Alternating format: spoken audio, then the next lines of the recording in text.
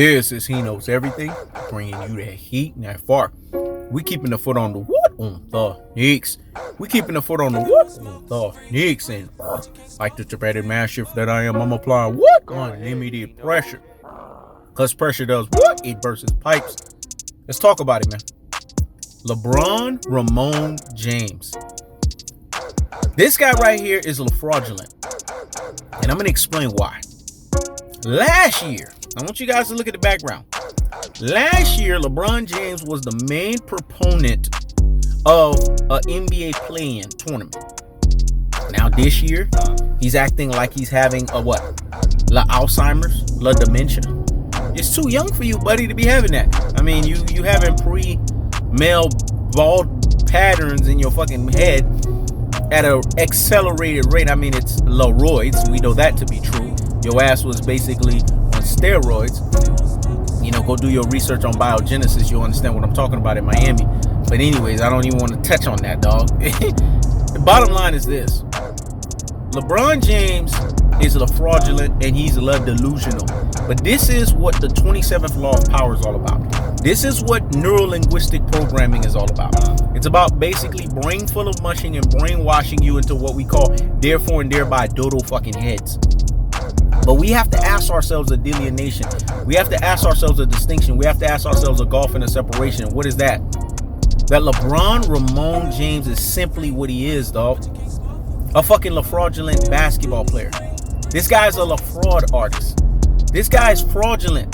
This guy's LaFluky. And he is on the damn spot.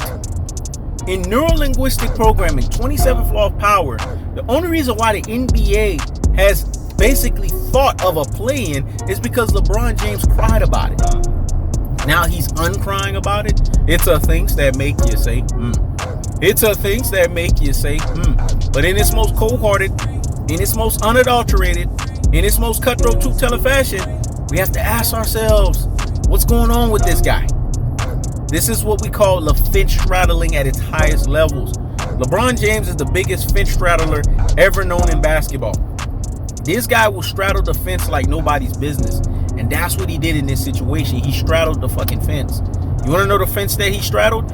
It's called basically having your cake and want to eat it too. No, let's contextualize it. It's called having your cake and wanting to fucking eat it damn too. Because LeBron James gets to do what LeBron James wants to do. No one holds him accountable. The only people that's holding him accountable is people that have the true basketball eye test. How you gonna sit here and say you want an NBA play-in, but when the NBA play-in doesn't work in your favor, then you have a problem with it? Is it the NBA's fault that your ass was a 7th seed? Stop the presses and pump the brakes on the downstairs. Go sit down somewhere and what? Giggity fucking hush. I think LeBron James thought that in unctioning the play-in, the Los Angeles Fakers were going to be at a higher seed. You see? These LeBron tars, these LBJ Riders medias, LBJ Brigade, LBJ Apologists, and LBJ Stands, they don't keep that same energy with LeBron James. They act like when LeBron James do something wrong, he's allergic to it. LeBron is not allergic to anything. LeBron James is what he is. Quintessentially a basketball player that's an epic failure. There's nothing about LeBron James that tells you he is GOAT status. And I can argue that shit down with the best of them.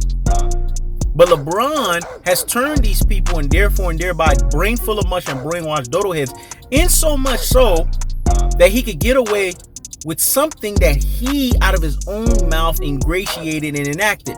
Remember, the NBA goes where LeBron goes. Because 99% of the people on the planet are brain full of mush and brainwashed dodo heads. They are living in a state of what we call la delusion. And the la delusion that they are living in is basically saying that LeBron James is an NBA GOAT. It's laughable in of itself. Yes, he's an NBA GOAT, all right. It's called greatest of all fucking trolls. Because LeBron James is a GOAT of nothing. The only thing that he is a GOAT of is a GOAT of not being a fucking GOAT. That's the cold-hearted. That's the unadulterated. That's the cutthroat truth-teller fashion. Isn't that the irony or the irony in the fact that this guy wanted an NBA play-in tournament, and then all of a sudden, when it didn't work in his favor, I don't want that shit no more. Whoever came with the NBA play-in, they should be fucking fired. This is why LeBron James is a love obliterator. Not only on a team level, not only on a GM level, not only on a fucking NBA owners level, but on an NBA level, period. LeBron James is the worst thing to ever happen to the NBA because this guy is basically telling you that anything and everything flies. You don't have to compete. You can basically lie out of your fucking teeth. You can talk two sideways out of your fucking ass and basically get things going in your damn Lefavor.